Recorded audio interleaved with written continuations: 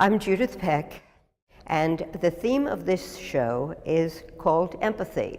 And when I was invited to have the show, I began to think of what kind of underlying theme would encompass this very large retrospective. It's about 80 works in this show. And so that's a lot of works and a lot of different time periods. But the one word I think that does encompass my theme, my passion, is empathy.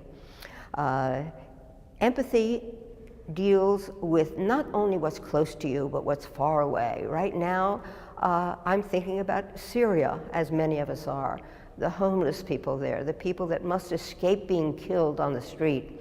And the burden of having empathy towards other people is severe, it's hard, and it's no fun.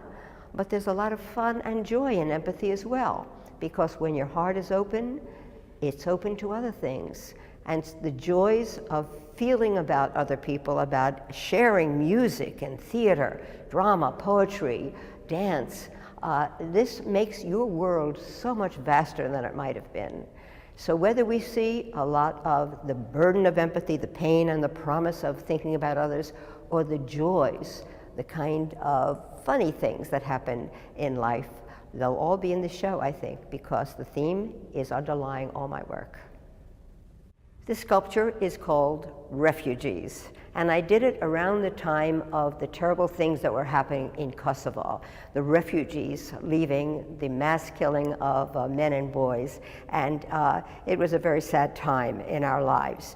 Here, the two people are holding their child and all the possessions they own on their backs, and in his hand is his identity. He is holding the papers that make him who he is. The idea of not having any identity except what you can hand to somebody else is a very, very tragic thing. I once got off the train when I was coming from Minneapolis to Newark, New Jersey. I got off in Chicago, and I just wanted to see what it would be like to get off the train and walk in a street that no one knew me, where I knew no one, and to see how I felt about that. Well, it was a very, very interesting time. I ended up staying at the Y, the Women's Y, and boy, did I get on a train the next morning as fast as I could. It was terrible to be so unknown. So here we have this family fleeing a terrible place, trying to find a new future someplace, and only identified by the papers that he holds in his hands. This sculpture is titled The Man-Woman Thing. And as you can probably guess, she is deciding how she's going to be to face the day. What kind of person will she be? Aggressive, manly? What will she choose in order to achieve what she needs to for the day? Or she should choose a very feminine approach that's more natural to her. Sometimes it's more effective too. So this woman is deciding to choose what kind of person she'll be for the day and how she will get along. Somebody had mentioned it's also on wheels. It also looks like her closet. And I thought that was very clever because all those things apply. These are two very different pieces. On my left is Job, the biblical Job, and on my right is Reclining Woman. Job is afflicted with anything that you can imagine: physical travail, mental travail, false advisors who are trying to help him but are very inadequate at the task. And over on my right is Reclining Woman, very much at peace with herself, very satisfied with her body, with her sexuality, looking out and ready to go forward. Two very contrasting times in all of our lives. This is Women in the Sauna. And this was inspired by my own trip to a sauna once, and I was amused by all the array of bodies that I saw around, and my own body amused me as well, and the concept that we are wrapped up in our bodies and we intuitively sense what we feel about ourselves through our perception of our bodies. The concept that our bodies give us the concept of who we are, what we feel about ourselves, whether it's good or bad, is with us all the time. We're literally wrapped up in our bodies. This sculpture is called Passage. It's a Holocaust memorial. It was commissioned by the Rockland Center for Holocaust Studies. And it's one of several Holocaust memorials that I have made. This sculpture depicts the train tracks, which are quite beautiful, glistening in the sun. In a way, they represent the people themselves, these beautiful, beautiful glistening tracks going up to a terrible, terrible place. Real wrought iron is hiding what's behind these, the buildings that they're going into. So a passage is kind of a moving memorial. I hope it symbolizes the beauty of the people lost to us so long ago and so terribly missed. This sculpture is titled Woman with Shoes Off.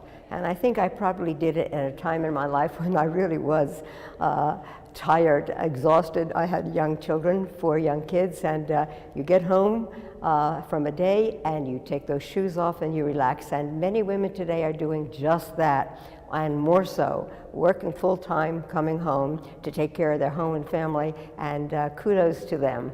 This sculpture is titled For Peace, and it was done at the time of the Vietnam War.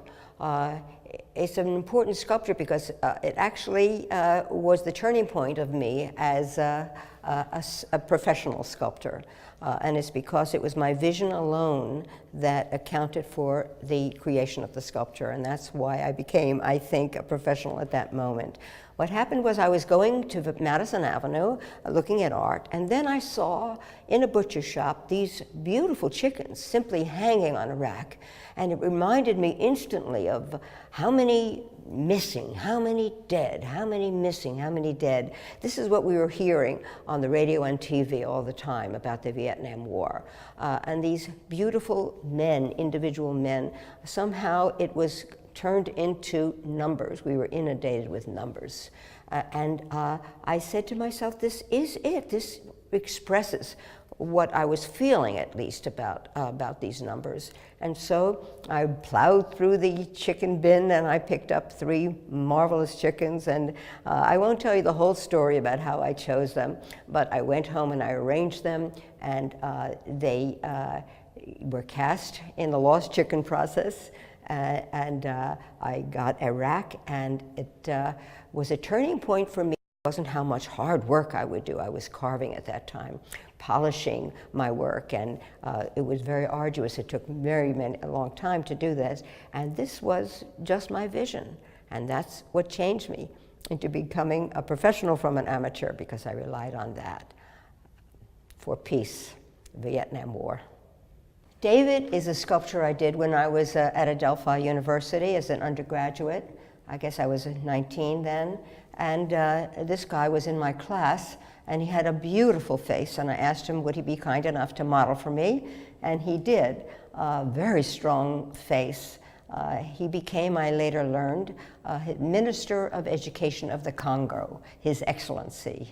And so he had a hard time when I knew him, because he was engaged to a Caucasian blonde girl, and they couldn't find a place to live in those times.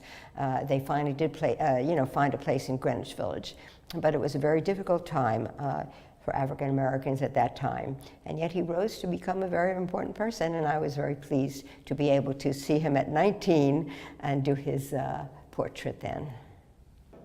I was given some jade from California, actually. 2 big pieces of jade, and I found some granite in Rockport, Maine, and I created these pieces. They're carvings. This is Happy Head over here. I think it was a very successful piece. It's a very hard material to carve. You have to do it with special tungsten carbide tipped chisels, but it was a lot of fun. And here we have the parents under that, the husband and the wife, having their own problems. But these are carvings and polished afterwards in jade and granite. I was given about half a tree, a walnut tree, and I carved several pieces in it. This piece, called Girl with Earring, was inspired by the grain on the right side of the block of wood. And from that, I thought of the earring, and the head emanated out of that concept. From the same block of wood, I created a large piece called Race, and that's now in the gallery, the Yale Gallery of Art. And I created other smaller pieces from that walnut. These pieces over here were a collaboration I did, a collaboration with the bugs. I looked at my wood pile outside my house and I said, my golly, that's good material. And so they were just big chunks of wood. And I started carving them. And what I did was I found there was a lot of ruts in the wood made by bugs.